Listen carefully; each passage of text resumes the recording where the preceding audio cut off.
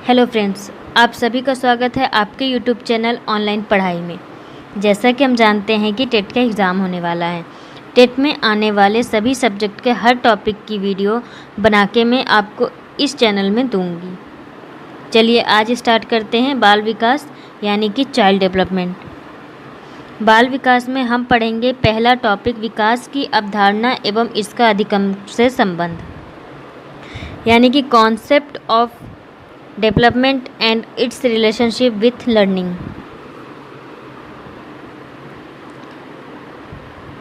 सबसे पहले हम पढ़ेंगे विकास की अवधारणा। किसी भी बच्चे की मानसिक, भावनात्मक, सामाजिक, बौद्धिक आदि पक्षों में परिपक्वता बाल विकास कहलाती है। विकास में वे सभी परिवर्तन शामिल हैं जो जीवन भर चलते हैं। यह एक जीवन भर चलने वाली प्रक्रिया है जो जन्म से मृत्यु तक चलती है। यानी कि विकास एक ऐसी प्रक्रिया है जो जन्म से मृत्यु तक चलती है। शारीरिक संरचना या आकार का बढ़ना वृद्धि कहलाती है। क्या कहलाती है? वृद्धि। जबकि सामाजिक, बौद्धिक, भावनात्मक तथा मानसिक पक्षों में परिपक्वता विकास कहलाती है। विकास में सभी परिणात्मक तथा गुणात्मक परिवर्तन शामिल हैं जो आजीवन चलते रहते हैं। कहने का अभिप्राय यह है कि विकास वृद्धि के बाद चलता रहता है तथा विकास के बिना वृद्धि का कोई अर्थ नहीं है। यानी कि विकास वृद्धि के बाद चलता रहता है, लेकिन विकास के बिना वृद्धि का कोई अर्थ नहीं होता। अब हम पढ़ेंगे वृद्धि एवं विकास की परिभाषा। अभिवृद्धि तथा विकास दोनों का सामान्यतः एक ही अर्थ समझा जाता है, परंतु मनोवैज्ञानिकों के अनुसार दोनों शब्दों में कुछ अंतर होता है। सोरेनसर के अनुसार अभिवृद्धि शब्द का संबंध शारीरिक वृद्धि से है। इस वृद्धि को नापा और तौला जा सकता है। यानी कि कहने का मतलब ये है कि सोरेनसन के अनुसार अभिवृद्धि शब्द का संबंध शारीरिक वृद्धि से है, यानी कि शरीर के वृद्धि से होता है। शरीर अगर बढ़ता है तो उसे नापा जा सकता है, और अगर शरीर में मोटापा आता है तो उसे तौला भी जा सकता है। उसे ही वृद्धि कहते हैं। कहीं ना कहीं विकास का संबंध अभिवृद्धि से होता तो है, परंतु यह शारीरिक वृद्धि के लिए केवल विशेष परिस्थितियों में ही प्रयोग होता है। जैसे कि बालक की हड्डियां आकार में बढ़ती हैं तो यह अभिवृद्धि है, परंतु हड्डियों के मजबूत हो जाने के कारण यदि कोई परिवर्तन आया है तो यह विकास है। कई बार देखा गया है कि बालक के शारीरिक विकास की तुलना में उसकी कार्यकुशलता में प्रगति नहीं हो पाती है। ऐसी स्थिति में यह कहा जाता है कि बालक की वृद्धि तो हो गई परंतु विकास नहीं हुआ। इस प्रकार विकास शारीरिक अवयवों के कार्यकुशलता को दर्शाता है। सोरेनसन के अनुसार अभिवृद्धि को नाप सकते हैं, परंतु विकास व्यक्ति की क्रियाओं में होने वाले परिवर्तनों में अनुभव किया जा सकता है। यानी कि अभिवृद्धि को नापा जा सकता है, लेकिन विकास को नापा नहीं जा सकता, बल्कि विकास व्यक्ति की क्रियाओं में होने वाले परिवर्तनों में अनुभव किया जा सकता है। यानी कि विकास को व्यक्ति में अनुभव किया जा सकता है, उसकी क्रियाओं में अनुभव किया जा सकता है। विकास नई नई विशेषताओं तथा क्षमताओं का विकसित होना है जो गर्भावस्था से परिपक्वावस्था तक चलता है। यानी कि विकास जो है वो गर्भावस्था से मृत्यु तक ही चलता है। विकास की परिणाम स्वरूप व्यक्ति में नवीन विशेषताएं तथा योग्यताएं प्रकट होती रहती है। हरलॉक के अनुसार विकास की प्रक्रिया बालक की गर्भावस्था से उसकी मृत्यु तक एक क्रम में चलती है तथा प्रत्येक अवस्था का प्रभाव दूसरी अवस्था पर पड़ता है। यानी कि विकास का जो प्रभाव है वो प्रत्येक अवस्था का प्रभाव उसकी दूसरी अवस्था पर पड़ता रहता है।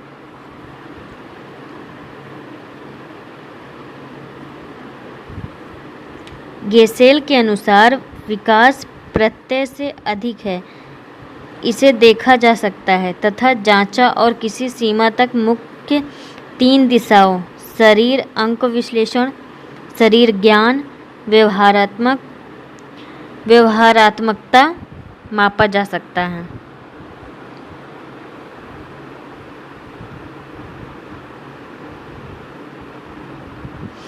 अब हम पढ़ेंगे अभिवृद्धि तथा विकास में अंतर।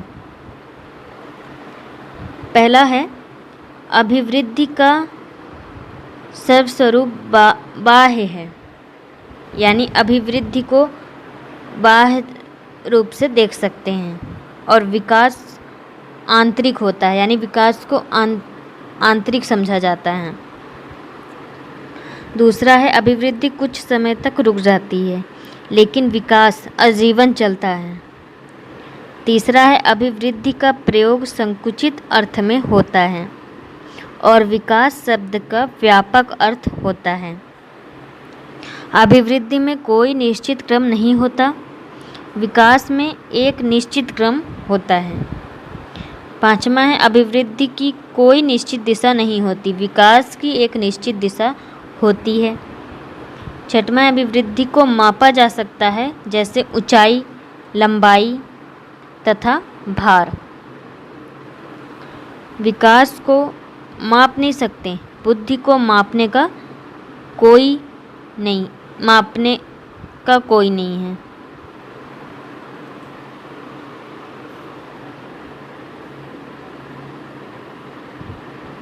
अब हम पढ़ेंगे विकास की अवस्थाएं। प्रत्येक बच्चे के विकास की विभिन्न अवस्थाएं होती हैं।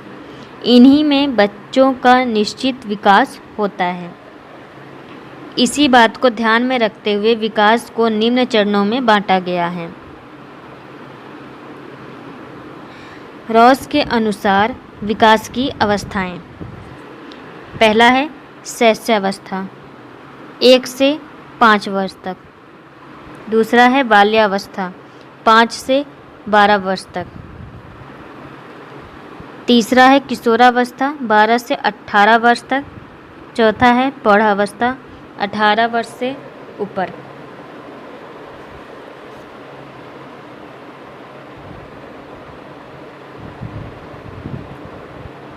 शैशवावस्था में सामाजिक विकास। इस अवस्था में बालक सामाजिकता से परे होता है। वह केवल अपनी शारीरिक आवश्यकताओं का पूरा करने में लगा रहता है। बालक में सामाजिक व्यवहार तब दिखता है जब वह व्यक्ति और वस्तुओं में अंतर समझने लगता है। शैशवावस्था में बालक 1 से 5 वर्ष के बालकों को शैशवावस्था में रखा जाता है। इस अवस्था में बालक सामाजिकता से बहुत परे रहता है। इस अवस्था के बालक सिर्फ अपनी शारीरिक आवश्यकताएं यानी कि भूख, प्यास, इन्हीं को पूरा करने में लगे रहते हैं।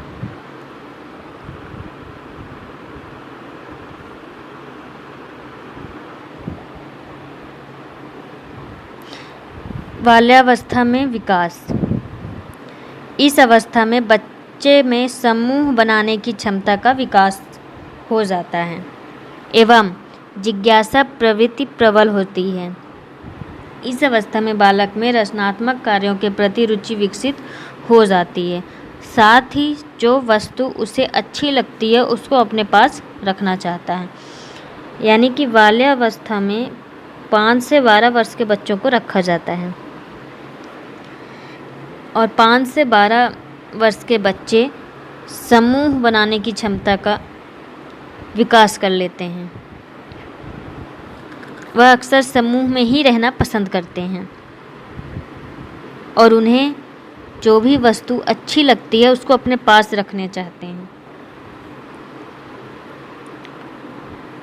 किशोरावस्था में सामाजिक विकास। किशोर विद्यार्थियों के साथ समूह बनाने की कोशिश करता है। लिंग संबंधी चेतना का विकास हो जाता है। विशेष रुचियां जागृत हो जाती हैं। नैतिक एवं भावनात्मक विकास।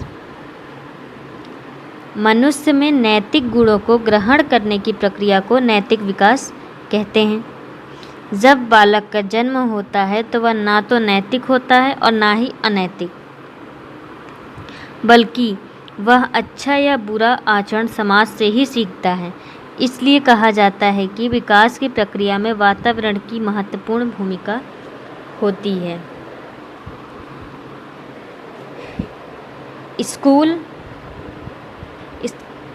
स्कूल, परिवार और अपने आसपास के वातावरण से प्रभावित होकर नैतिक मूल्यों को ग्रहण करता है। इसीलिए मनुष्य में नैतिक गुणों को ग्रहण करने की सबसे ज़्यादा विकास अपने घर, परिवार, स्कूल और अपने आस पड़ोस के वातावरण से मिलता है।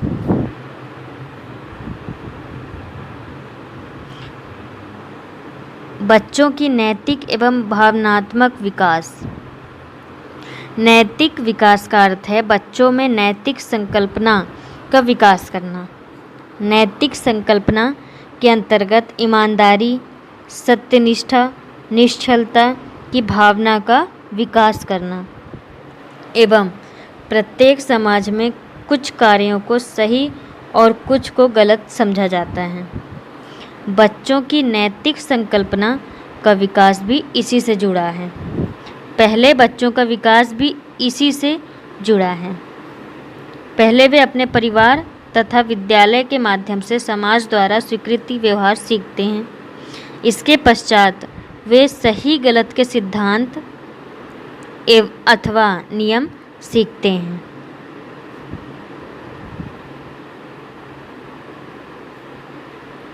संवेगात्मक विकास। संवेग व्यक्ति के आवेश को व्यक्त करता है। भय, क्रोध, घृणा, वात्सल्य, करुणा, आश्चर्य कुछ प्रमुख संवेग है।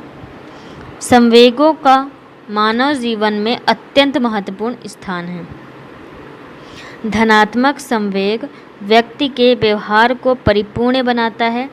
संवेग की स्थिति में व्यक्ति की सोचने की क्षमता शिथिल पड़ जाती है।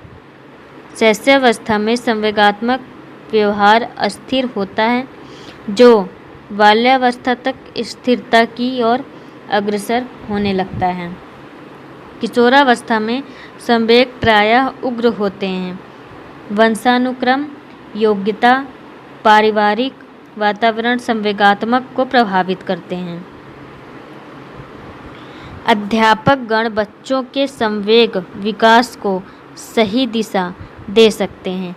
यानी कि बच्चों के संवेग के विकास की जो सही दिशा होती है वे अध्यापक लोग दे सकते हैं। मानसिक विकास। मानसिक विकास से अभिप्राय शक्तियों तथा संवेदनशीलता, अवलोकन, स्मृति, ध्यान, कल्पना, चिंतन, तर्क आदि वृद्धि से आता है। शैशवावस्था तथा बाल्यावस्था में मानसिक विकास अत्यंत तीव्र गति से होता है। यानी कि शैशवावस्था और बाल्यावस्था एक ऐसी अवस्था होती है जिसमें बालकों का मानसिक विकास तीव्र गति से बढ़ता है। पियाजे के अनुसार संज्ञानात्मक विकास की 4 अवस्थाएं हैं। संवेदात्मक अवस्था, पूर्ण सक्रियात्मक अवस्था, मूर्त सक्रियात्मक अवस्था तथा औपचारिक सक्रियात्मक अवस्था। पियाजे ने संगठन तथा अनुकूल योग्यताओं को संज्ञानात्मक कार्य की 2 प्रमुख विशेषता बतलाया है।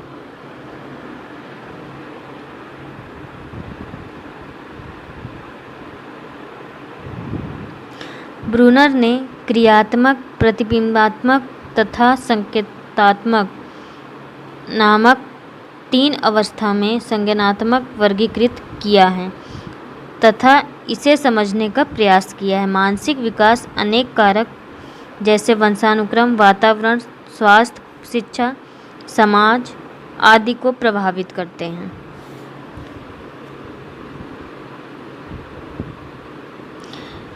ब्रूनर महोदय का कहना है कि मनुष्य उन बातों को अधिक से अधिक सीखने का प्रयास करता है जो वास्तविक है या अवास्तविकता से काफ़ी नज़दीक होती है। वास्तविक को पहचानने के लिए मनुष्य को 3 स्थितियों से गुजरना पड़ता है और यही 3 स्थितियों को प्रतिबिंबात्मक, संकेतात्मक और क्रियात्मक कहा जाता है। जैसे किसी बालक को कंप्यूटर का ज्ञान करवाना हो तो बालक को कंप्यूटर के समस्त उपकरणों के निर्माण की प्रक्रिया को बताते हुए पढ़ाया जाना चाहिए।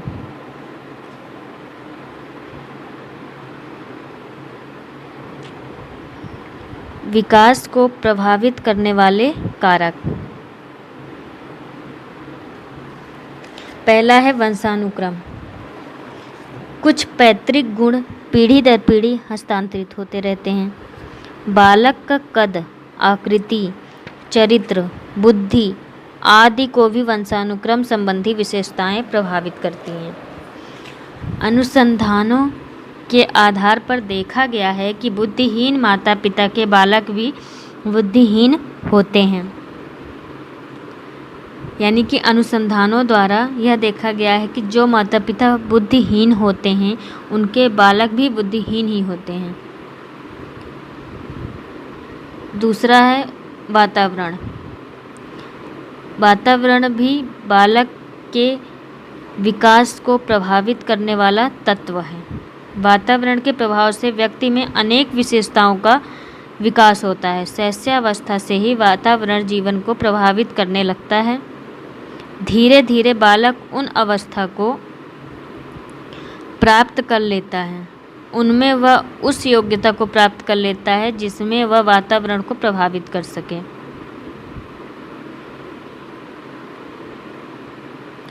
तीसरा है बुद्धि। मनोवैज्ञानिकों के अनुसार तीव्र बुद्धि वाले बालकों का शारीरिक और मानसिक विकास भी जल्दी होता है। वही मंद बुद्धि बच्चों का विकास बहुत ही धीरे होता है। वे धीरे बोलना व चलना सीखते हैं। चौथा है लिंग। बालकों के शारीरिक, सामाजिक तथा मानसिक विकास पर लिंग भेद का भी प्रभाव पड़ता है। जन्म के समय बालक का आकार बालिकाओं से बड़ा होता है, किंतु बाद में बालिकाओं का शारीरिक विकास तीव्र होता है। बालिकाओं में मानसिक तथा यौन परिपक्वता बालकों से पहले आती है। पांचवा है अंतःस्रावी ग्रंथियाँ। बच्चों के शरीर में अनेक अंतःस्रावी ग्रंथियाँ होती हैं जिनमें से हार्मोन निकलते हैं। यही बच्चों के विकास को प्रभावित करते हैं। यदि ये उचित मात्रा में ना निकले तो विकास पर पूरा प्रभाव पड़ता है। उदाहरण के लिए यदि गाल ग्रंथि से थायरॉक्सिन नाम का हार्मोन ना निकले तो बच्चा बौना रह जाता है।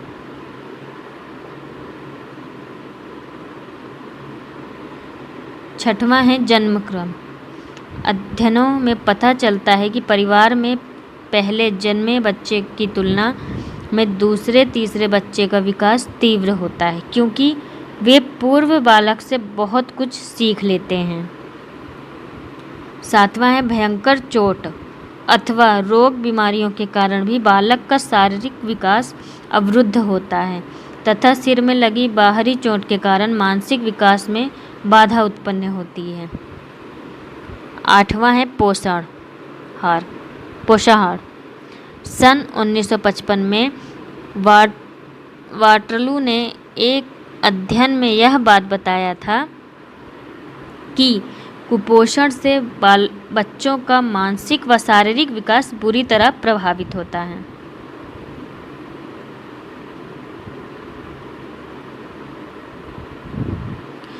9वां है शुद्ध वायु एवं प्रकाश। शुद्ध वायु एवं प्रकाश ना मिलने के कारण बालक विभिन्न रोगों का शिकार हो जाता है, जिससे बालक के विकास में बाधा उत्पन्न होती है। और 10वां है प्रजाति।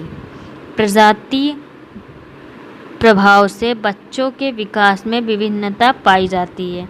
अध्ययन में पाया गया है कि उत्तरी यूरोप की तुलना में भूमध्य सागरीय बच्चे तेजी से विकास करते हैं।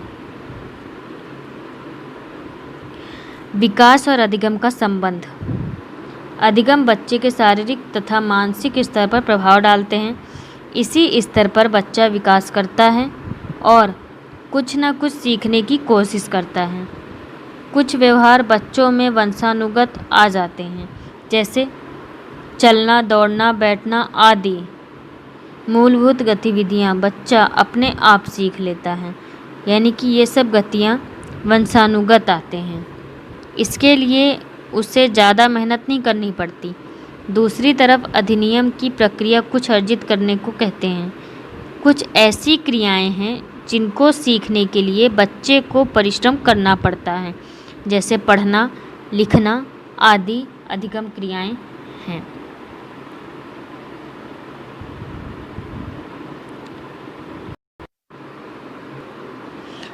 आज की क्लास यहीं पर समाप्त होती है। आज की क्लास से रिलेटेड कोई भी डाउट्स अगर हों तो आप मुझे कमेंट में बता सकते हैं। अगर आपको हमारा वीडियो पसंद आया हो तो चैनल को लाइक करें, सब्सक्राइब करें, कमेंट करें और ज़्यादा से ज़्यादा शेयर करें। मिलते हैं अगली क्लास में, जो हमारा इस क्लास का MCQ क्वेश्चंस होंगे। Thank you for watching video.